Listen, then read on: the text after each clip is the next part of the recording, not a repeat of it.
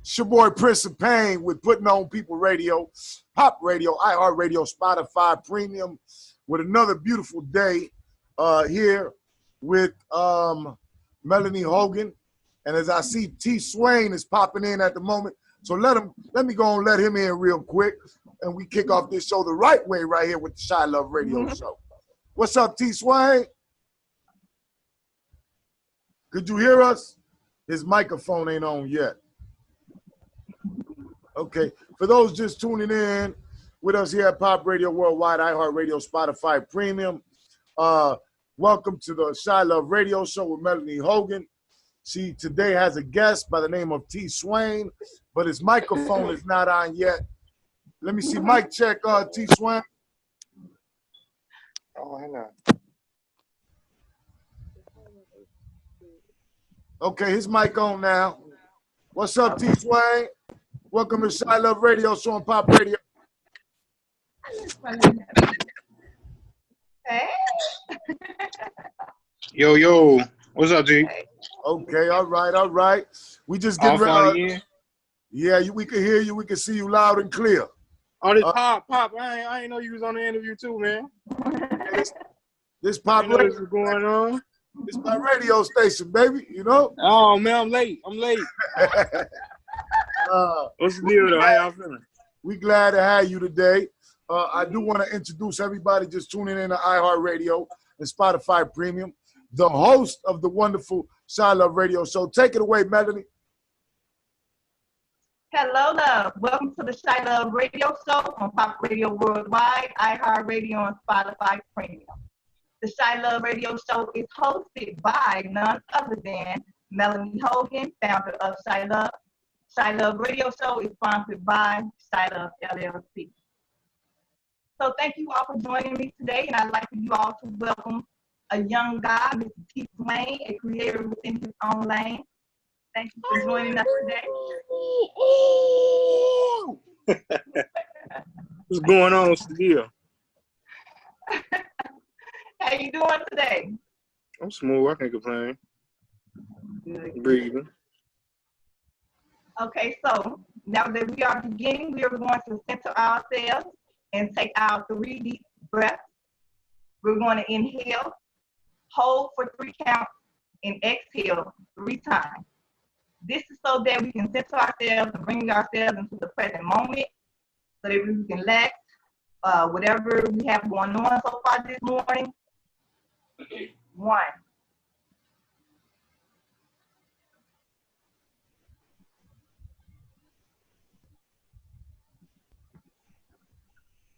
2.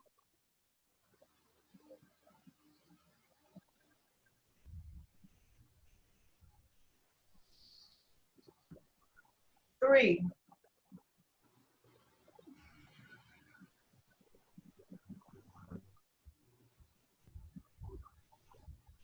Now you all should feel some relaxation in your neck and in your shoulders, going down your spine. Because today's topics, we're gonna need those 3 deep breaths. We might take another time go on. So yesterday we were talking about the 4th of July weekend and the violence that's going on here in Chicago, and how Superintendent David Brown was giving his deepest condolences and sympathy to the families of those who lost loved ones. We see that on the July 4th weekend, violence broke out within all areas of the city. It was not just contained to one particular area of the city. North, east, south, and west experienced some sort of violence, and we are continuing to lose our children. We're continuing to lose these innocent babies who had nothing to do with whatever the altercation was.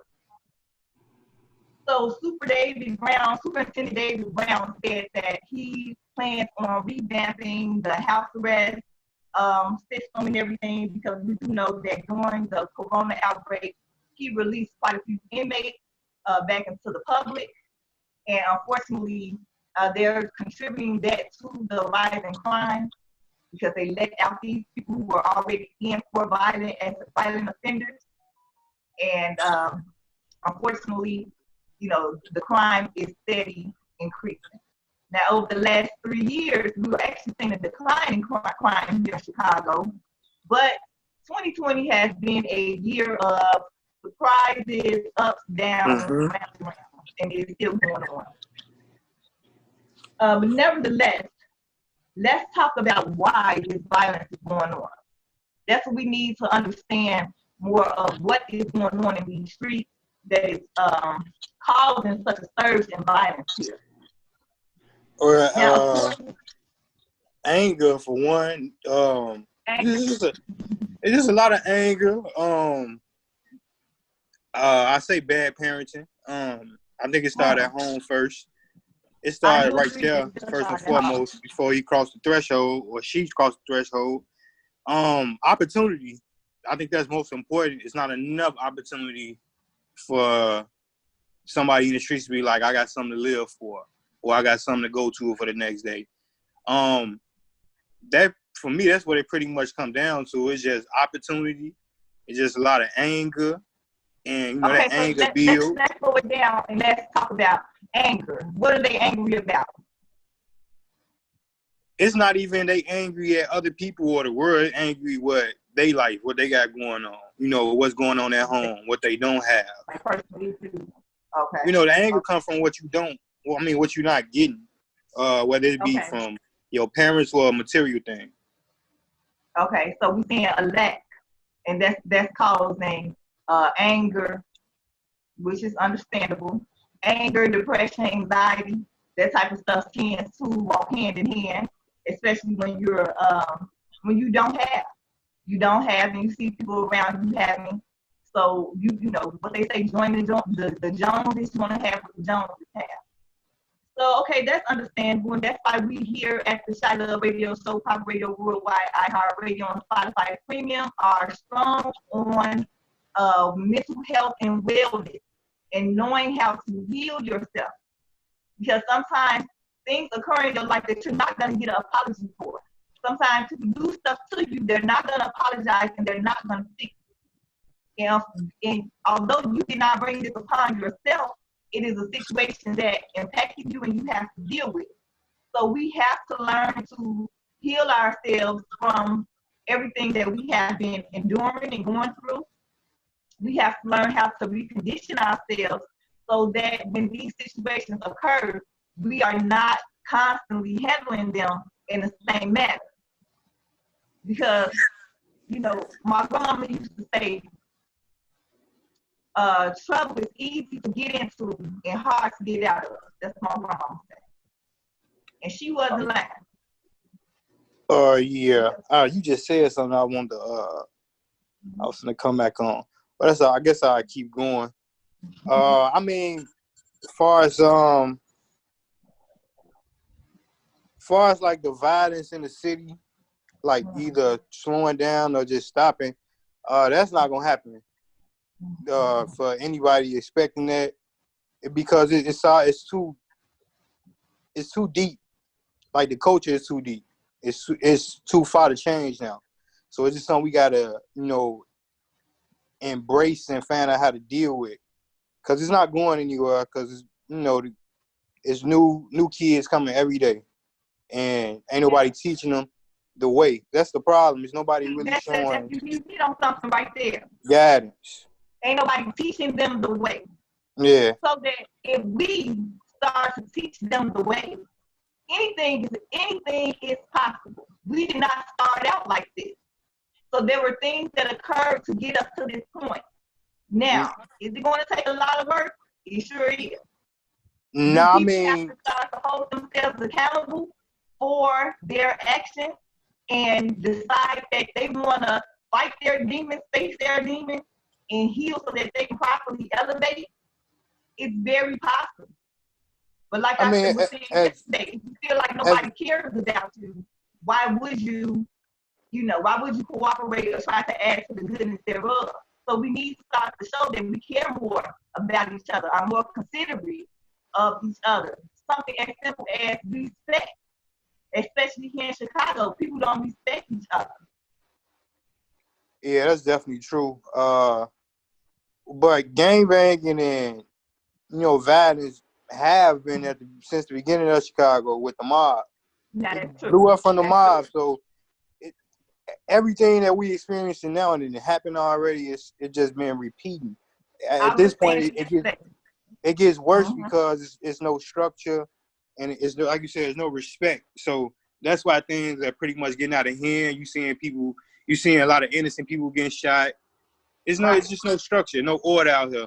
I feel like gangs can exist and they do exist, but it also need to be some type of rule, some type of order, some type of structure in order to, keep peace in the streets. Because we have to accept that, gangs gonna be here whether we like it or not. We ain't stopping that. They just here. They just got to find ways to deal with the issues better. And it's really just opportunity, just providing opportunity, even for them. I seen a video where this guy stopped this construction company from building in their neighborhood because they wasn't hiring none of the guys on the block, which that made a lot of sense. I think if a lot more of that happened where, you kind of put these guys in position to succeed, then you'll get better results out here, a better product of, kids that's coming up. It all starts with everybody that's controlling. Putting people in a position to succeed. But we must also look at what already exists, which is a lot of trauma, which is a lot of hurt, which is a lot of pain. Mm-hmm. And money does make things better, but it does not heal you. And you have to look at that man in the mirror, look at that woman in the mirror, and start to peel back the layers like an onion to deal with whatever issues have you behaving and dealing with people the way that you are. So if they are not reconditioned, that's just like, say with the housing or something. And they put down all these new housing and they got low income, Section 8, everything's really nice and really new and everything. But for somebody who was used to living in a project manner where it was holes in the walls and people kicking in doors, now they're bringing that same mentality to the new set of homes that these people have created. Because they're saying, okay, we understand you living in a ghetto, it looks like a ghetto, feels like a ghetto, we're going to give you a new environment so that you can blossom in. But if you still have that same mindset of tearing things down and destroying things, you're going to continue to destroy the new stuff that's coming. So we have to recondition ourselves, recondition our brain so that we are not still behaving in the same way. Because that's a shame. A lot of landlords don't want to rent to people who come from certain areas because, for tearing things apart. When people are trying to build up, we need to get on the same wavelength with that. Everybody has to heal. Yeah, you get. Yeah, I mean, it definitely started right there with just healing first. You got to change the mind. The mind is the most powerful tool that we have, and everything starts with that. Everything we in is a thought. You feel everything we in. You think about now the microphone, the place you in. Start with thought. So you only in control of you and what's going on. What I do think it need to be more of in our neighborhoods is meditation, breathing, exercising, trades, a lot of skill. A lot of hands-on project. You got a lot of people learn different. You can't teach them the same way school teaching. It's certain things you got to do to grasp people's attention and get people drawn in to what you want them to do. You can't just come out back and say, we got to do this, we got to do that. They're going to look at you like crazy. It's just communication. It's ways you communicate with, people out here that's in the streets and people that's not. So it's just all how you present it. I mean, the truth is, like, it goes back to them seeing somebody that's actually doing it. Like go back to Nipsey. A great example of somebody that was in a gang but decided to transition and see something better. I don't think, from my understanding, I'm not gonna say it's not, but I haven't seen too many people like that, like a figure like that in order to, show shorties in the street that y'all can do different.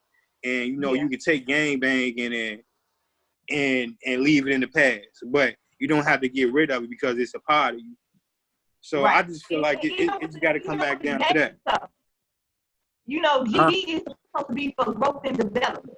And I know back in the day, they used to have community events. They used to make sure that the kids was in school. If your child was caught missing school, the gang members made them go to school. They wouldn't let them get out there and serve no work or anything. I remember certain gang members having kids bringing them their report cards and giving them money for their good grades. And it's like, as you said earlier, we don't have any structure with this gang stuff because they don't know no lit. They don't know no history. A lot of these kids are waking up and forming a segment of whatever gang they want to be a part, but then they own little clique, and they are forming their own group. And everybody's now talking about how they're such a savage. And it's like, okay, you a savage and you showing that you willing to get out in the street and publicly act a fool in broad daylight, but you're not even hitting your time. And that's part of my personal problem. These innocent people, especially these children, had nothing to do with whatever altercation you had going on with whoever else. And then I definitely don't. Let me add on to the discussion that you because right now Swain said, you had him answer his question about pain, right?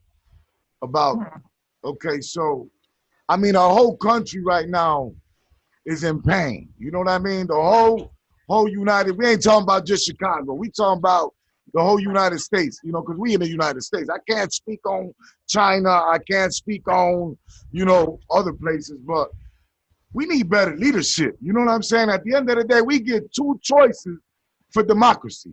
You give us bozo number one, you give us bozo number two. You know what I'm saying? Right now we going through evolution, and I do want to talk about what Swain said. I try to be one of them examples and figures that can do 20 years, that was involved with the mob for 20 years and could teach a shorty now about his literature.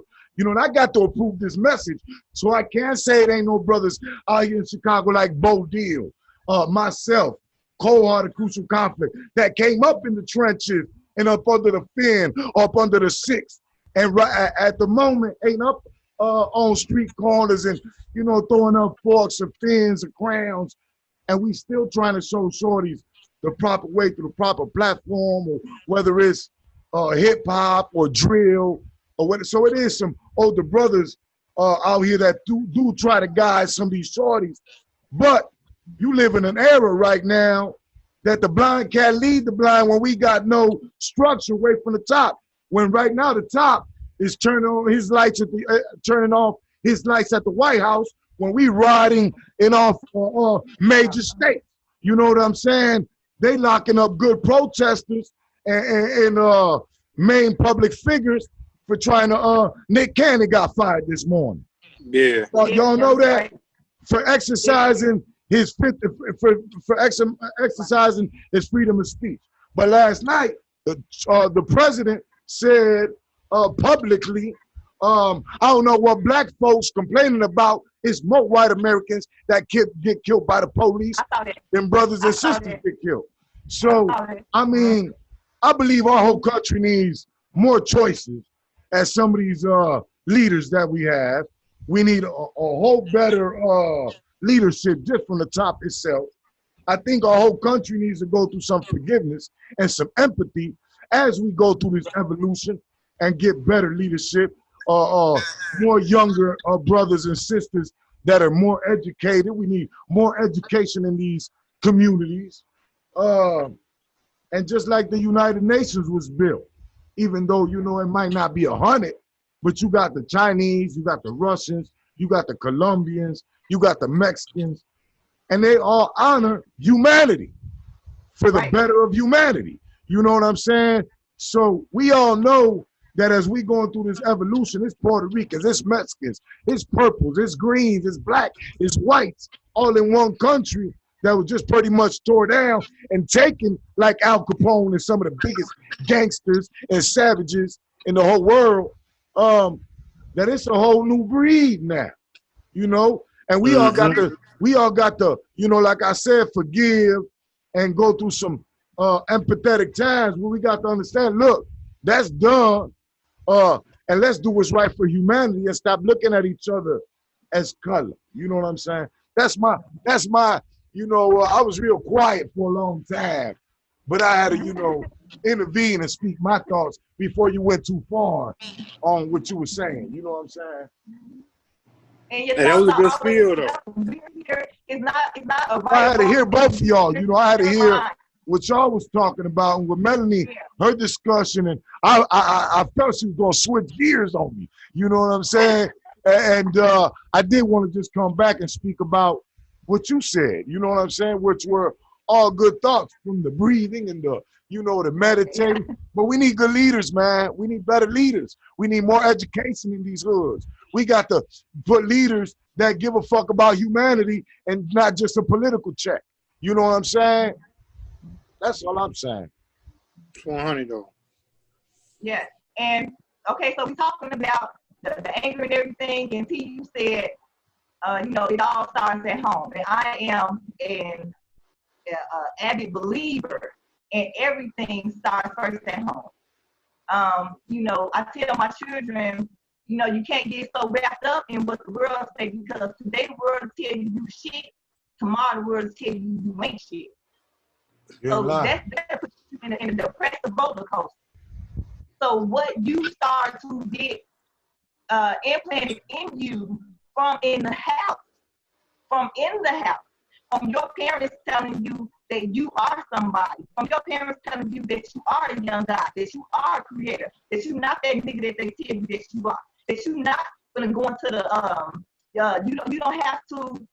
I just find it was just so surprising to me when I see people make it to 16 or 18 or 21, and they like, thank God I didn't think I was gonna make it to this age. I never told my boys, that they wouldn't make it to that age. You know what I'm saying? I know what is going on out here, but we come from a higher power. And what you are being fed in the house does determine how you perceive the world. And yes, there are bad things that's going on out here, but yes, there are also good things. And we need to start to expose our children to more of the positivity that's going on in life. And now, yes, we can tell our children about the fights and turmoil that we have endured, or our ancestors have endured. But we also must let them know that before all of this even happened, you are a king and queen. That's your bloodline. You are a creator. Telling them the history of how America, even that there will be no America without us. Nah, that's for sure though. Hey, like I say, my parents, my first teachers, far as how to act in the world. Just watching good examples of. I never had perfect parents, but watching good examples of people, that's responsible.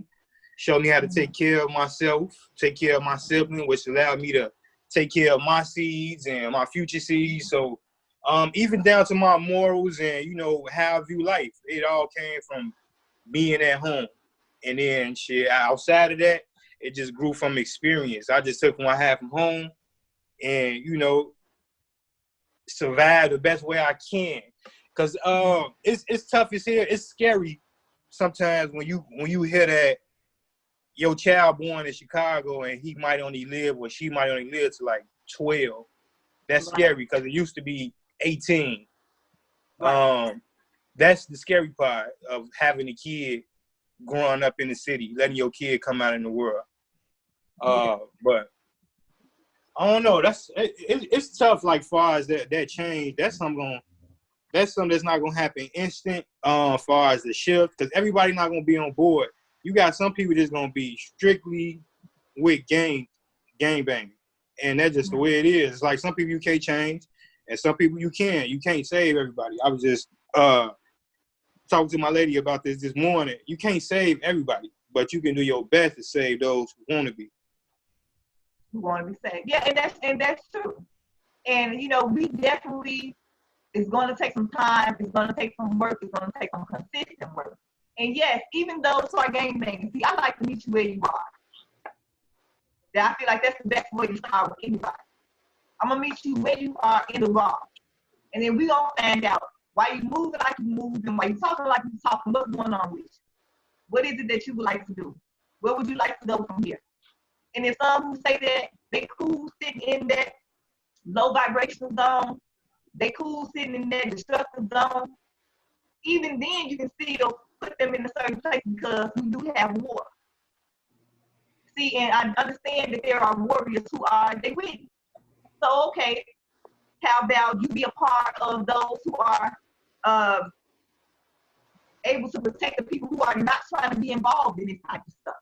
It's different ways that you can utilize this energy because it's not working for them on a personal note. It's not working for them on a personal note. It's not working for the environment on a personal note. But for those that's real. That's real. I feel like, life, the universe in general will always get rid of anything destructive, anything that's messing up the floor. Right. So, yeah, I feel you on that. And, we just have to, and as far as like with parenting, there are so many handbooks out here. Nobody is a perfect parent. Nobody has all the answers. You can have multiple children and you will have to deal with each child in their own particular way, develop a care plan for each individual child because what works for this child is not going to work for this child. So now you got to get to know this individual and see what's going to make this child move, tick, elevate, and so forth. And I know that a lot of parents have endured so much drama, so much trauma, just heartache, and they just living to survive. And a lot of them have not fulfilled their dreams, and a lot of them have given up. So sometimes they push their narrative onto their child, or the way that they know for sure to get money, they don't want their child to struggle, so now they teach their child again. And it's a part of the lifestyle that they live. And okay, that's your choice. But when your lifestyle is impacting the lives of others who did not sign up for this, it's a problem. It's a problem. I'm gonna give you a little bus and go ride around and pick up little shot raccoons with the little guns and go to the off to the that place and practice on your aim. But because if you got it down and your man 100% that you're gonna be out here shooting, the least you could do is hit your target and not one of these doggone children out here, not one of these elders who are just sitting in their home watching TV because your aim is off. See, that is a problem. Within every structure, there needs to be a restructure of how you do what you do. Well, the only thing we can do is, pray, hope for the best, and and hope some type of change come. I feel like doing this the COVID-19, I do feel like it's a bit of change in the air. I ain't gonna sit up and say like nothing shifted. I even in the city, even when I come back to the city and visit from time to time or do the show, I do feel like the air is a bit different. I ain't gonna say it the same, and I ain't gonna be no fool neither. How could you say you don't see a drastic change? Ain't nobody worked. Well, let me put it, 77% of the city ain't worked or went to school in 4 or 5 months. You can't even jump on a plane because they shutting down 15 states at a time. They talking about everything getting shut right back down from a level 4 to a level 1 within the next 30 days. If another 2 states hit a surge or another 2 states hit another 1,000 numbers. So we going right back. Hopefully we don't, but the way, history's repeating itself, we might be locked back to the level 1 quarantine here in about 2 weeks, bro. You know what I'm saying? It's more of like not like a physical thing. It's more of a mental thing is what I meant. COVID showed us a lot on that level, showed us the real value of your material things. At any moment, it won't even matter. And then if the world shut down. So that's what I meant, like far as like the change, but like, yeah, definitely what you speaking on. Yeah, we definitely gonna go back under that. If you go to pump gas at a gas station, bro, and a person come and ask you for some change, or just come and ask you a regular man, they better have a mask on. That's you jumping, and everybody at edge. You can't walk in the store without a mask. There's a lot of changes we all going through right now. Yeah. After the rioting, it's only certain stores that are still open. You know what I mean?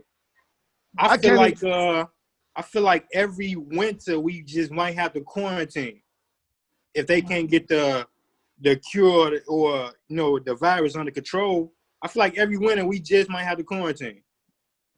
Yeah, and we're going to talk more about the quarantine when we get to the quarantine topic. But right now we're talking about this violence and these babies that are being killed because that is something, especially here in Chicago, that is an issue.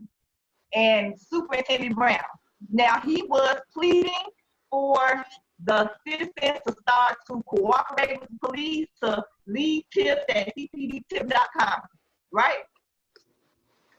And they are saying that people are not cooperating with the police, although these babies are not, although these innocent people are getting killed. Yesterday on 79th by the Red Line, 3 people got shot. I think one was 13, 16, I think 19 all females.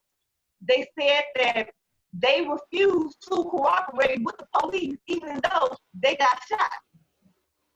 And the police is asking for the people to step forward and communicate so that they can try to bring some type of justice. Now, how can we find a median here to where what does the CPD need to change and what does the people need to change in order for us to come to some type of median so that we can put our focus on those who are here to destroy? No, it started with CPD because it's their job to keep order in public, and they're not doing a great job of that. And I mean, right. You answered earlier like why the violence spiked. The violence spiked because we handle our own issues on our own. So we don't call the police because they can make the situation worse than what it is in some cases. So I feel like that's why the numbers spike, because people just take things in their own hands. And it's just a disconnect with the police because it's just what we see from them and the interactions, the experiences. There's too many bad experiences over a good one for us to say, all right, we trust them. That's what it is. There's no trust between the public and the police department. So you're not going to get no cooperation off everybody. It don't work like that, in our neighborhood. Huh? What can the police do to get us to rebuild their trust with us? What can the police do to rebuild our trust with us? I mean, honestly, I can't really answer that. But what I can say what I would like to see is I say just if we have to be, trained on some things, they have to be retrained on some things. I think it started from there, the training program, what they teaching them in the academy. I think that could change, and that might be a little better. But as far as coming from the police, I can't really say. Now, from the people, I just say in order for us to have a smooth transition, be more comfortable in our neighborhoods, we do have to help out a little bit with law enforcement and things of that nature if you want to inflict change, because not saying anything is not going to help the situation. So it's like I want to say catch-22. It's like it's 50-50 with me at that point with the people helping the police and the people sitting back. Because sometimes I'm not mad for people not saying something to the police. In some cases, some situations, that's what I'm going to say. But for me, for the most part, I'm not mad at people just saying anything. Okay. That is, because that's something that they are trying to come to terms with to see how they can start to have more people engaged and, help them out with the little tips and everything. But like I was saying yesterday, when they arrest you, they tell you that everything you say or do can and will be held against you. That's the first thing I think needs to change. The whole way that they got their policy set up. Because you're not telling me that you're here to help me. You're not what about the justice? I didn't hear nothing about no justice. You telling me that you're here to punish me. So that's the first thing that needs to change if you want some type of cooperation. And especially with these young Chiracians out here and you're going to the parents and you pleading and you saying, well, I need you to turn your son in. Hell no. No. Like you said, we take care of our business. I'll take care of my son. Because if I hand him over to you, I might not see him again. Or by the time I see him, he might be mangled over something that you thought happened, or he nervous and he said something the wrong way, and you took that and just put the whole case on him, something like that, or you snatching people. It's like even with the way that they arrest you, snatching them and grabbing them up. But then if somebody trying to shake or whatever, you talking about, oh, you're resisting arresting. It's like, what type of mess is that? Look at the way that you are approaching these children. Be aware of the narrative that is out here about you all. I think that they should become more humane in their actions. You can still arrest somebody and still be respectful. You got a lot of another problem is you got a lot of officers that's not even from nowhere near where we at, and then they get these ideas from TV and the news, right, and then they come with that same energy and do it all wrong because they believe something. They're not even from the community. Experiencing that. They're not even from the community. They bring officers that are not from the community to come police our community. Yeah, they can't relate. And for those who are from the community who can relate to what is going on, unfortunately, we have some of them who used to be bullied in their community and who have a chip on their shoulder and something to prove now as a police officer. So you got some of them that's like the police officer for boys in the hood, and they out here and they are the ones who are doing dirty work because they have some type of something to prove now. They got a chip on their shoulder because they used to get beat up, they used to get bullied. And it's like, if you're not going to come, even the police need some type of healing and some type of reconditioning from. We need to find out their history. What went on in your history? How did you grow up? What impacted you and gave you trauma? Yeah. Damn, what I was about to say. I'm gonna say this. It's hard for us to say, we want better police officers when, your kid or you as a kid, most of us never wanted to be a police officer just based off what we seen. So we ain't gonna get too many people from our community because we already have, a bad view on police officers. So why would I want to grow up to be that if the world gonna be on my ass every time? So I have heard police officers say that they, because of what they've seen in their community, they wanted to become part of the solution. So that's why they ended up, entering into it. But it's like you get into it, you say you want to be part of the solution, but then here we go. It's like some type of way you have joined the CPD gang, and now everybody are ops, and now you low-key, you're a part of the problem now. The policies, everything needs to change from the top because these police officers are not just waking up and saying, well, it's okay for me to kill whoever I want to not get away with it. Somebody is putting their narrative out there to them low-key to say, like they say, you use your own mind when it comes to how you want to deal with it. If you feel like this is a situation where a person died, like they say, suicide by cop, because we have every right to kill you if you're moving wrong.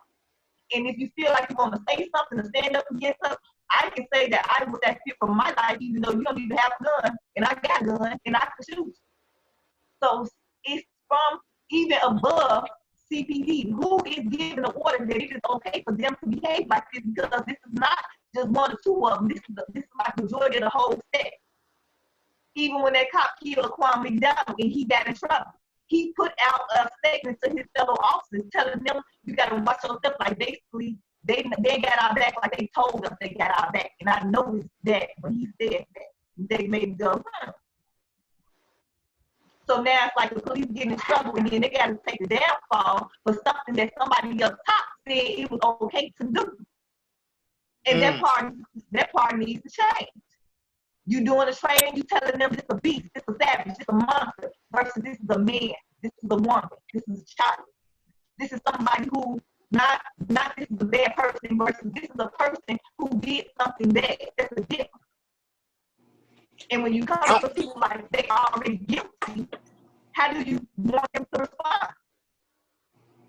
But we're going to come right back with the Chilove Radio Show, Pop Radio Worldwide, iHeart Radio, and Spotify Premium. Stay tuned. I'm loving this conversation. We're sharing mine. Hey, welcome back. We just took a short break. I was here with Pop and T. Swain. We're talking about the violence here in Chicago and what we can do to try to bridge the gap of mistrust between police and the residents, what we can do to try to save more lives, especially these innocent people and these children who have been losing their lives over the past few weeks here in Chicago. So as I was saying, Superintendent David Brown had some words to say about the violence that is going on here. And they had some ideas of their own. They said that the violence is attributing to the lack of services in neighborhoods and poverty-stricken areas. So yes, and that's logical, because when you don't have, you can be put in a position to have to take sometimes. We have morals and everything, but unfortunately, morals can't feed your children. And if your children are crying, or you're the man of the house, the head of the house, and the lights are going off, it's a possibility that you may be evicted. There's no food. There's a scarcity of food. Sometimes people will break the law to continue to care for their own family. But they also said that another reason could be is that when people lose people close to them, an array of feelings surge, which is understandable. When you lose somebody close to you, especially if somebody took their life, and you don't feel that it was justified that their life was taken, you go through all type of emotions. Sometimes you be in denial for a moment. There's anger, there's rage, there's sadness, there's pain, there's heartache, there's drama, there's trauma. And it's like you have all of these emotions building up inside of your vessel all at once. And when you vibrate low, you behave in a low vibrational manner. So that makes sense as well. And they're saying for people who are caught in a cycle of violence, violence makes sense for them. That is also true. If you are taught, especially here, I think maybe everywhere, but especially here, we are told if somebody hits you, hit them back. That's it. So, that's what we're conditioned to do. And even those who have learned other coping skills, you may try to communicate with that person and get an understanding. You may try to agree and disagree and leave it at that. You may try to just walk away. But sometimes the person on the other end, despite the other coping mechanisms that you are using, they are pushing toward violence. They don't want to talk. They don't want to get an understanding. They came for violence. So in that sense, it's only logical that you defend yourself. And sometimes it's with a gun. Unfortunately, sometimes during these times where people are defending themselves, innocent people are getting killed, innocent children are losing their lives. So the least you can do is hit your target if that's where you're going with it. That's the least that you could do. How crazy is it for you to go sit up in somebody's jail for killing somebody that you didn't even intend to kill? That's damaging to the brain. That's damaging to the soul. Because at least if you doing the time, you completed your goal. You hit your target. You know that you're in there because for a justifiable reason in your mind. Whereas you're getting locked up because you shot somebody's child and was trying to shoot back. That's not even gaining you any stripes of respect in the street, actually. They said there are also long-standing rivalries between gangs, which is true. You immediately know, y'all don't even know that GDs and DDs used to be one at a certain point. It used to be one nation. So now because of who kicked off, started with the GDs and who started with the DDs, and now it's a whole history behind that to where it's on fight. And then we here in Chicago, you know, we're not taking, we're not looking at the fact that people are moving out of certain areas, and sometimes you be in a BD area, and your parent had to move, and now you're a BD in a GD area, and now they know who you are.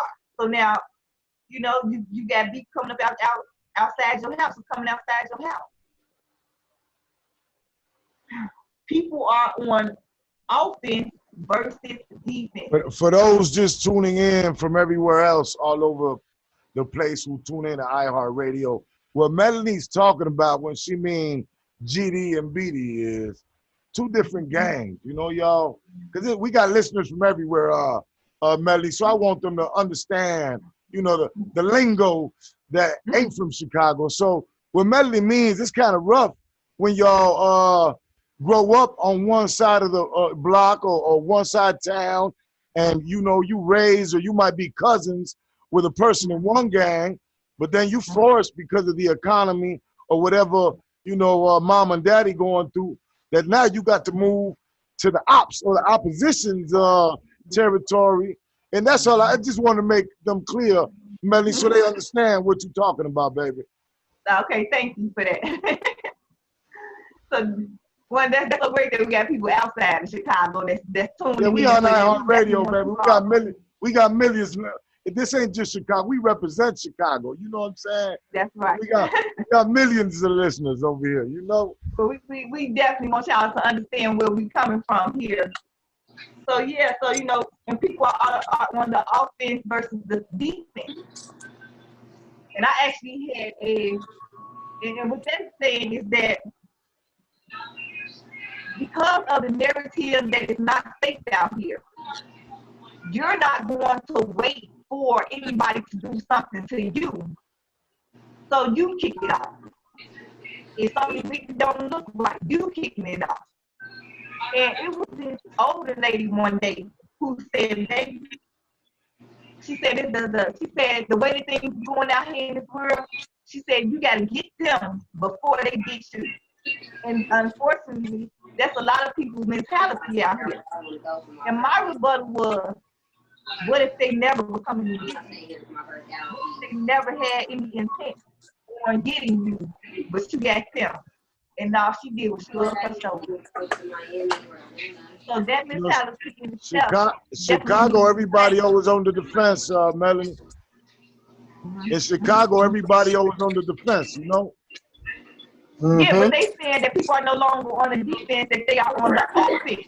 Well, that's what I meant, I guess, yeah. People always on the offense in Chicago, you know?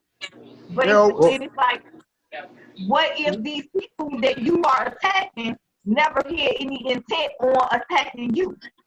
Now you didn't traumatize somebody who was just trying to go to the store, just trying to make you back home because you thought that they were going to do something. Now, where does that come from? Hey, welcome to playing back to the podcast. Here we're talking about what the city of Chicago is saying and their rationale for why this violence is going on here. So if they're saying, so if you're hurting somebody because you're on offense, that's fear. You have to understand that. Okay, how tough you think you are if nobody is giving you reason to make a move and you freak out because it looks like a move is going to be made. That's fear. And that's something that people need to start to deal with. Fear will put you in a lot of, fear makes the situation worse all the time. All the time you're attacking people who had no of doing anything to you. Okay. What's the conversation again? She said they were saying that people here in Chicago are on the offense versus the defense. In Chicago on the offense? They're not even waiting for a person. Yeah, they're on the offense. By people getting raised, being used to attacking first, but before they attack. Yeah. You know what I'm saying? Yeah. I mean, right now it's defense, more offense. And, you know, me being out of Chicago, I found myself doing that a lot. And people don't even be doing anything to me. It's just the way it's just where I'm from, and it's just how I react. it's also a form of post-traumatic stress. Stress or PTSD. Yep. Yeah. So Yep. like when I'm just walking down the street, nice neighborhood. I just found myself looking on my shoulder, keep looking on my shoulder. Like that shit is crazy. But you know that, like being from the city, it always kept me on defense, and it's also a good and bad thing. And it's more of a good thing than a bad thing because I know the world is a fucked up place. So I'd rather be on defense than sitting around waiting for something to happen. So I'd rather be on point. But also, you got to understand that everybody ain't knowing what you on. So you can be cool. You don't have to react to everything. The best thing we got to do as people, as men in general, is react better to disrespect. That's the most important thing. I feel like growth come with when you ready to have a conversation rather than, all right, I'm finna go fight you. So that's where I'm at with that. Like, far as my defensive things, I'm at a point where if it's necessary for me to fight, then I'm gonna fight. But if I can have a conversation, I'm gonna make that happen. Right. And that's just what we was talking about. Like you say, find a new way to handle things and have that conversation to just even find out if that person is on something with you. Because and my God, so many people here, especially in Chicago, have PTSD and don't even realize it. No, they don't. It has become the norm in their lives, and yet it changes the function of your brain, and you will make decisions based on that trauma. That's why it is vital for us to start to deal with the situations that get us to this point to where we are feeling like we're feeling. You know, there should be some type of safety, especially in your own neighborhood. My goodness. You should at least feel some type of safety in your own neighborhood. People not even feeling safe in their own neighborhood with people that they walk past every day because they don't know who is going to pull what first.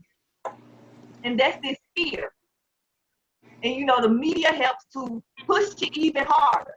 So now people who had no need, no desire to even become a part of something like this, now they feel like it's a necessity for them to walk around with a gun, a knife, some mace, some brass nuts, something to help them protect themselves to make sure that they get home at night. And that right there in itself is ridiculous on so many levels. It's crazy. It's crazy that the world is like that. But honestly, I'm with that.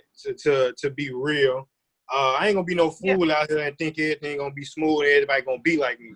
So I don't think it's no issue with protecting yourself. That would not be wise. That would not be wise. It all depends on the person. But I'd rather be with than without. Because it's about survival. If you want to be real. If we break down like just the biology behind humans, it all come down to animal instinct. So it's all survival at the end of the day for me. So I'd rather and I know it's like that for a lot of people actually. You know, it is about survival and getting home. And like I said, sometimes the police will come up on a young man who has that gun on him, not because he actually want to kill somebody, but because he know that somebody want to kill him. So now this boy got a felony.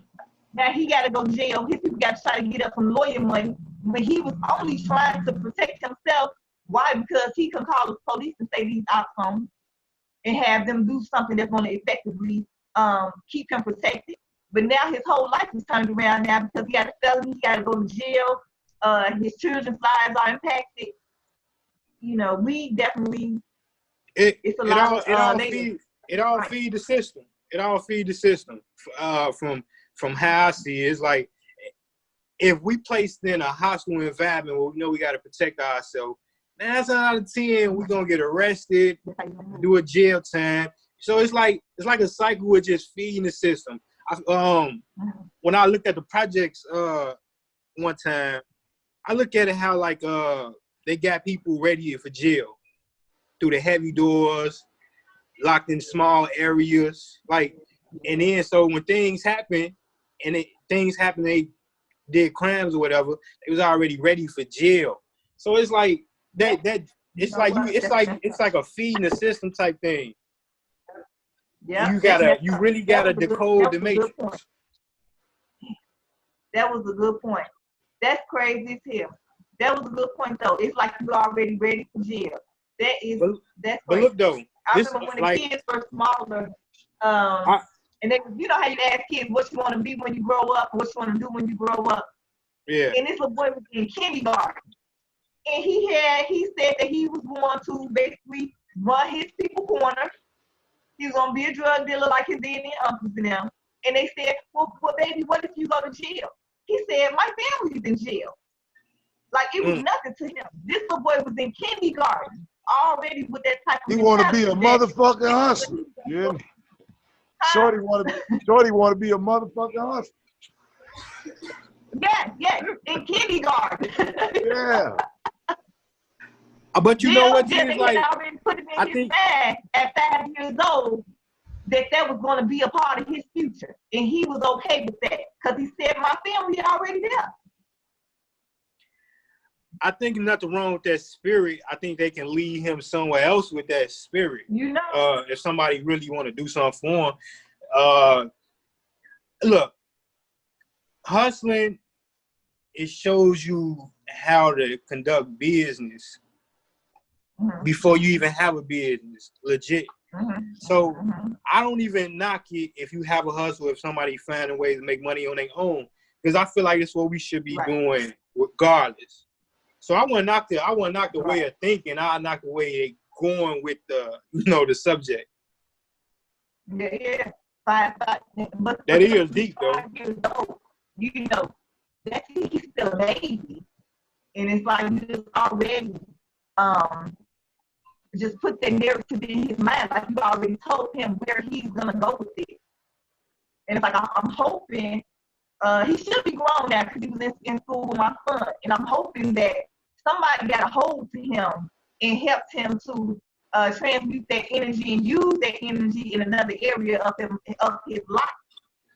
But this is going to be an ongoing conversation from time to time here on the Chilove Radio Show, Pop Radio Worldwide, iHeartRadio, and Spotify Premium.